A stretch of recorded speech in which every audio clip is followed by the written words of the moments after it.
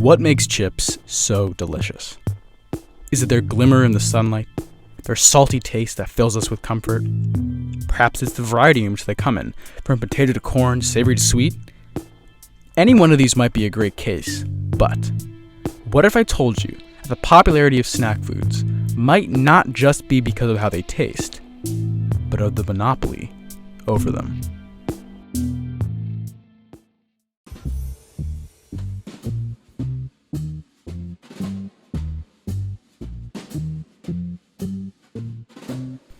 Welcome to Spoonable Standpoint, the podcast where your hosts, Leo and Charlene, dig into food culture.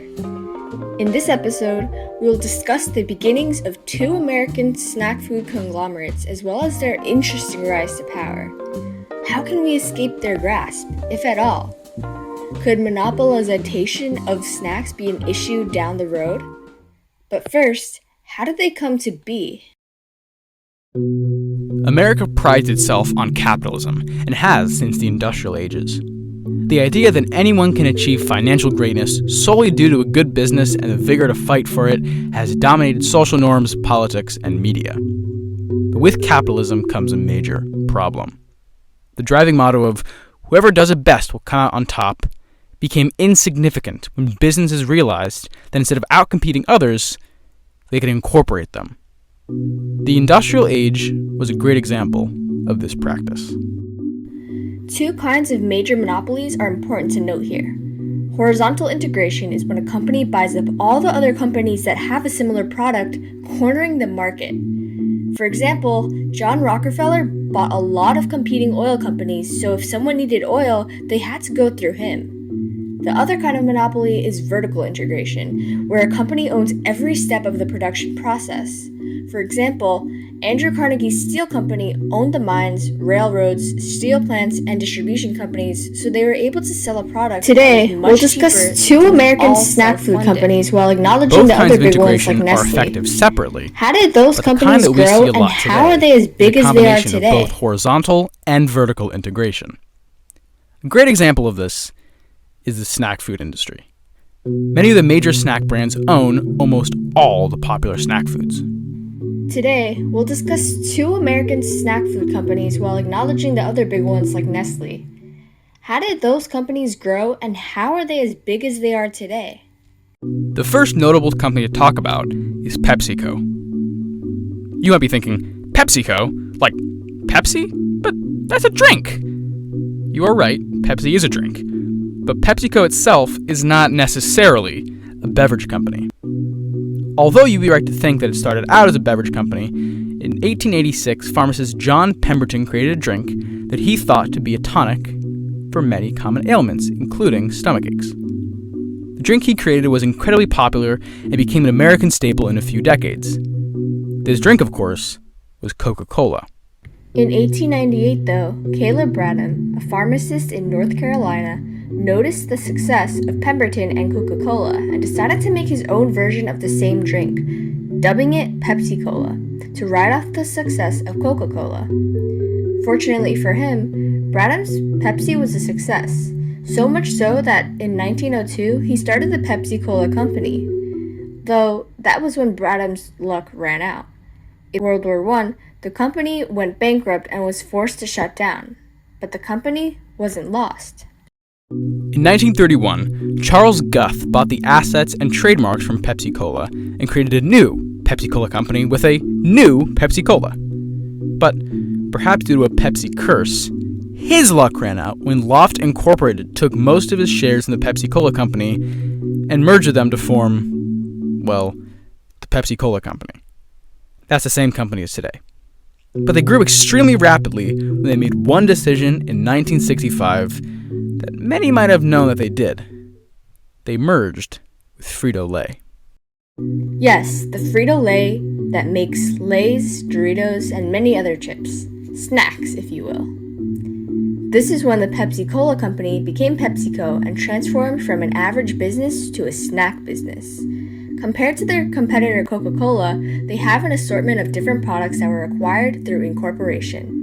The social impact of these snacks they have is the reason why they were the second biggest food and beverage company in the world in 2015, only topped by Nestle. The second notable company has a weird history, but an interesting one nonetheless. What makes them strange is they probably won't sound familiar to many, but their products will. To begin, context is needed. Kraft Foods started their company in 1903 selling cheese. When the First World War broke out, they created a spoil-resistant cheese that was perfect for rationing and starving Americans.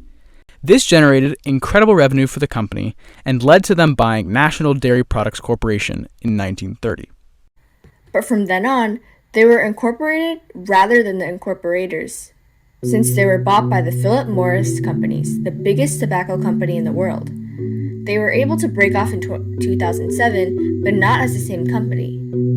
Philip Morris had acquired companies like Nabisco, creators of the Oreo, and General Foods, the cereal giants. Once they broke off, they also bought Cadbury, the English chocolate company. But Kraft was the 13th largest food company in the world in 2015. What was higher? Well, in 2012, Kraft reorganized and split off into two companies. Kraft Foods, which made grocery items, and Mondelez International, who, in 2015, was the 8th largest food company in the world.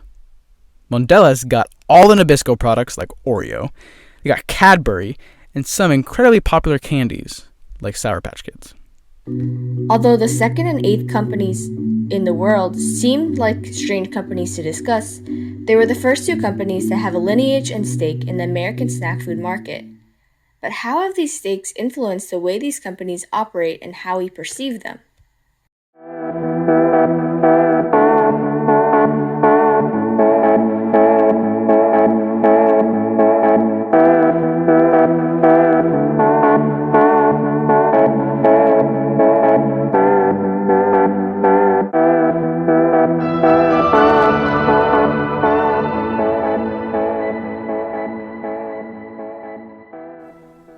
I think in some weird way, the fact that these companies have monopolized the industry, especially PepsiCo, how they have monopolized the industry, has led to them being kind of vulnerable. There are a lot of companies that that remind me of this. One of them we're not going to talk about in this episode, but some companies over the years have, especially big corporations like this, have faced a lot of backlash over mostly human rights abuses, which isn't Right. not the best, you know. No one's looking for like the bag of chips that has done the most atrocious things to humanity. But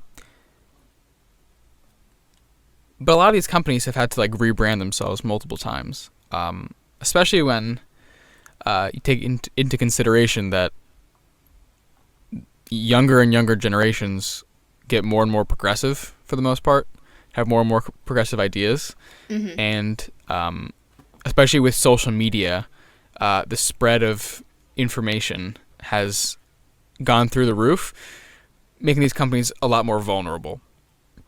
Right. And I think it's added another layer to being a corporation, but also another layer of being like a monopoly. If we think about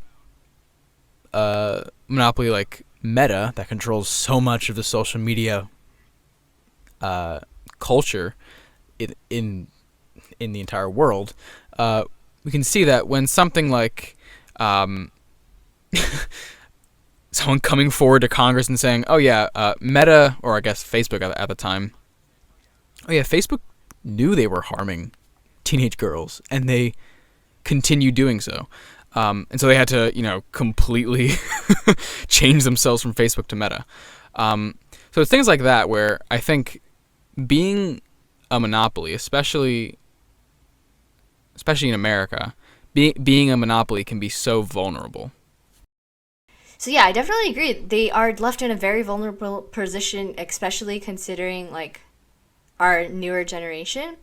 It's also an issue of like how their products and how their branding and company is going to work as well, because since like the 3 of the snack companies we talked about, along with 7 others that basically control like every snack we eat.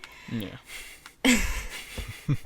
the point is that they control like every snack we eat. Yeah. Right. And then it's just a matter of time where people are going to find new alternatives. And with the rise of, people being, people holding more importance to the ethics and sustainability of these companies, I think people are definitely going to have to find new alternatives.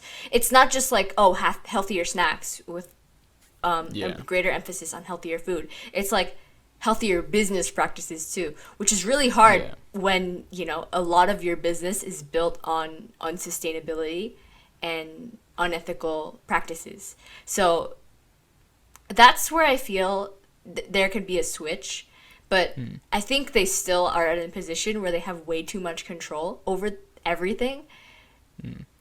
I fully agree with you, but I kind of have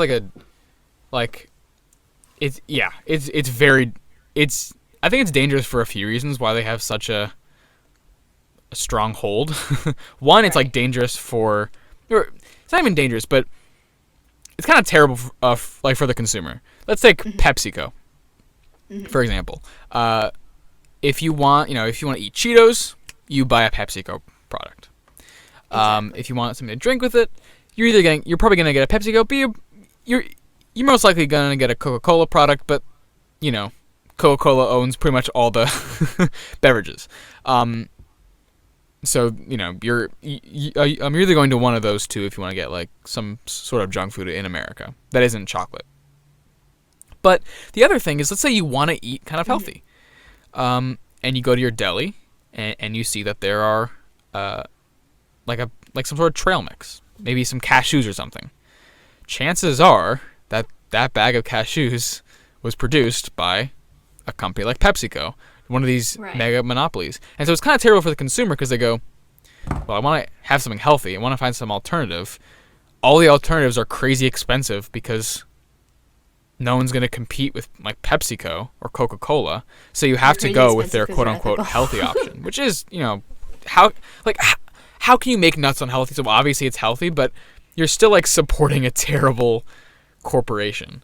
So I think it's terrible in that sense. But the other way it's terrible is because those products are so cheap and they're so terrible for you, it's physically dangerous for the consumer because it's so tantalizing to have, sodium and sugar packed snacks that you don't really, especially if it's cheap, you don't really care about the health costs because it tastes good, it fills you up, and it's cheap. And I think that is what is so dangerous about these monopolies, is it causes the consumer to be put into this kind of cycle of, well, it's cheap, so I'll get it.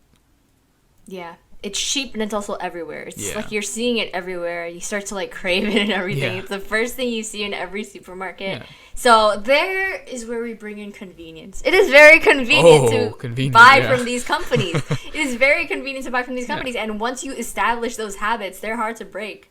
I mean, unless you're like really like you really care about like the ethical side of things, it's still, very harmful. But it's also, I think, not only harmful to the consumer, but also to the company as well. Like, PepsiCo owns Quaker Oats, right? And they're literally like just oats. But if you find out they're owned from PepsiCo, you're kind of gonna have like a more negative perception on them because they're owned by PepsiCo. Yeah. Like, do I really want my healthy breakfast to be owned by the same company that makes a Coke product, or a cola product, I should say? Yeah, I fully agree with that. Like, today I learned that Quaker Oats is owned by PepsiCo, which is just,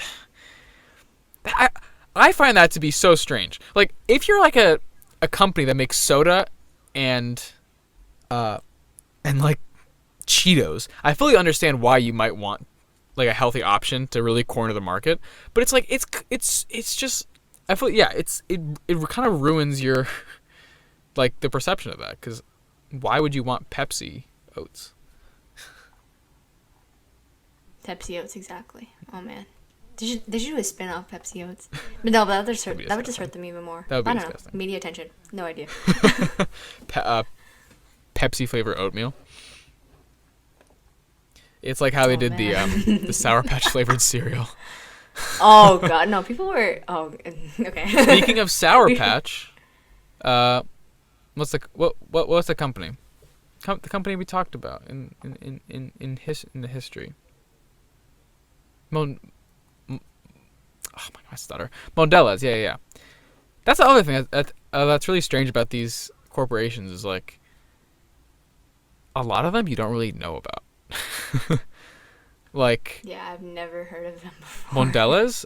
Before that, yeah. You know, you have no clue, but they own Cadbury, they own Sour Patch Kids, they own all these crazy candies that are so well known.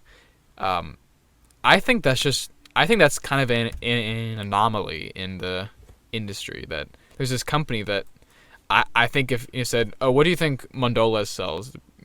No one would be like, oh, I didn't even know that was a company. I think that's just like a very interesting piece of information within the industry. I don't know. Yeah, exactly.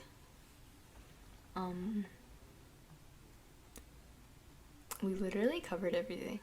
Okay, I think I'm about to ask you a question, I think. Let me think what that Snacks and question vending is. machines. Let me think. It's coming to me, and... What am I going to say? So, Charlene, we've been talking about very unhealthy food. We've also talked about things like Quaker Oats, which, I mean, they aren't unhealthy. It's oats. But before we also talked about how these companies kind of face backlash.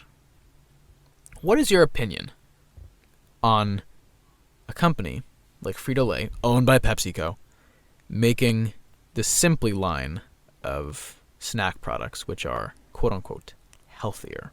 What do you think about that? I mean, it's really the same concept. I mean, like, I would not believe they are healthy because they've already I have not heard of the Simply brand until very recently. Mm-hmm. But Fritos I've known for a long time, and they've long established themselves as like a chip company, like very unhealthy, not something you'd go for when you are looking to eat better, right? Well, so I would definitely do the same thing with this. I should clarify, like the Simply. Like Simply isn't a brand. It's like it's something that Frito-Lay did with some of their chips. Like they made like Cheetos quote unquote healthier. They made Doritos quote unquote healthier. Oh. Yeah. Oh. What do you think about companies doing I wouldn't those kind of trust steps? that. Yeah. I would not trust that. I just wouldn't. Why are you so compelled to not trust it? Because they're Fritos. it's like they're like, oh, like 50% less fat, like half the time or more than half the time. That means they add like more like sugar or something. Well, I mean maybe not for Fritos, but like they're gonna add. There's gonna be an unhealthy trade-off to make that. Oh yeah, there's 50% less fat, but there's gonna be something way more that still makes it just as bad. Yeah. That's usually how it is, and how I've seen it happen with many other companies. But I think it's just not really something important to the company either, I feel, because if there wasn't a push for like a healthy movement, it's like they it's not like the customer's health is on their minds. Yeah. Right? Yeah. They're doing it for more, for more sales. Keep profits high and make things cheap. Exactly. But what I find so strange about products like that made by those big companies is they're always using like buzzwords to kind of promote this stuff. Like, okay, I'll give you an example. So, like, the Simply line of Doritos,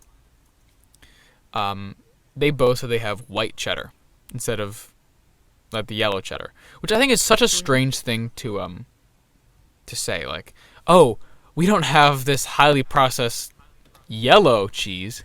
We have a still pretty processed white cheese.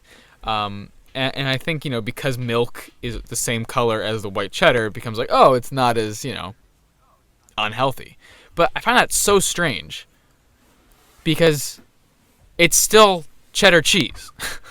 Right. There's no difference between white and yellow cheddar cheese. How do you taste it then? They're the exact same. Just the color. Exactly. It's literally the exact same. It's like actually the exact same. The only difference being the food color. Yeah.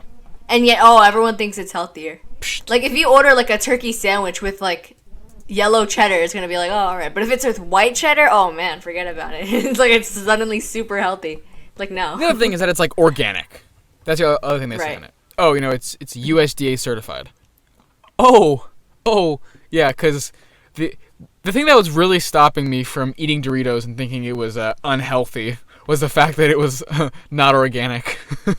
Like, I find it so strange. Yeah, like, they're using all these buzzwords and all these things that are, it's like, it being not organic isn't the reason why, or it having yellow cheddar is the reason why Doritos are unhealthy.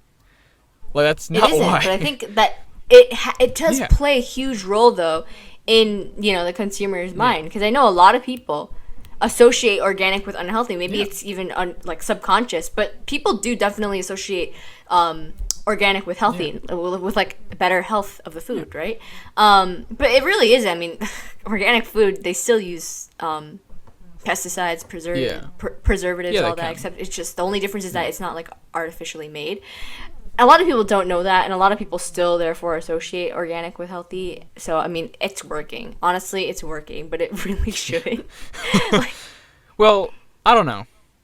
I mean, I think it is kind of working. Because if we think back to school, I know, school, it's the summer. But if you think back to school, I know in New York State, you can't really sell unhealthy food, unhealthy snacks at least, and sodas in schools, in public schools. And I know that at our school, in our vending machines in the cafeteria, they still have Doritos. They still have Cheetos. But it's like all the baked. It's the baked version. It's like reduced fat. Yeah, they're baked or reduced fat, which is or in really small portions so that they're not. It's baked, reduced fat, and the smallest portions you'll ever have, and they're completely overpriced. But I think like it's all these things that these companies are trying to do to just like when New York's when the state passed the law that you can't have that kind of food in schools, what do? They just rush to make a new product so they can be in schools. And it's like, it's kind of disgusting for schools to do that. Or sorry, not for schools, for companies to do that. I find it kind of disgusting because not only are you like still peddling your super unhealthy food to kids when obesity is a very rampant problem in America, but you're also kind of telling on yourself when you say things like, Simply Doritos have no artificial flavors or colors. So what about regular Doritos? Yeah, exactly. So it's like, it's so strange that these companies are doing these things, but it's really just to save their asses. That's what I'll say. I think overall, the process of monopolize. I can't say this word. It's hard to say. Is it monopolization? Monopolization of the industry is very dangerous for the future of these companies, and it's very dangerous for the future of consumers. It's actually God. no, I know the right way. Monopolitization. Yeah, there we go. There we go. All right. Monopolitization. This is gonna be the episode title. All right. We can stop it there.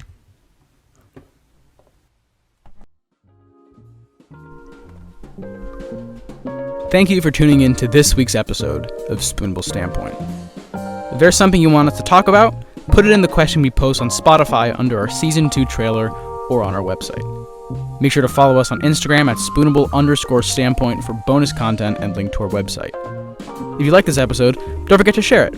We release a new episode every other Friday, and we hope to see you there.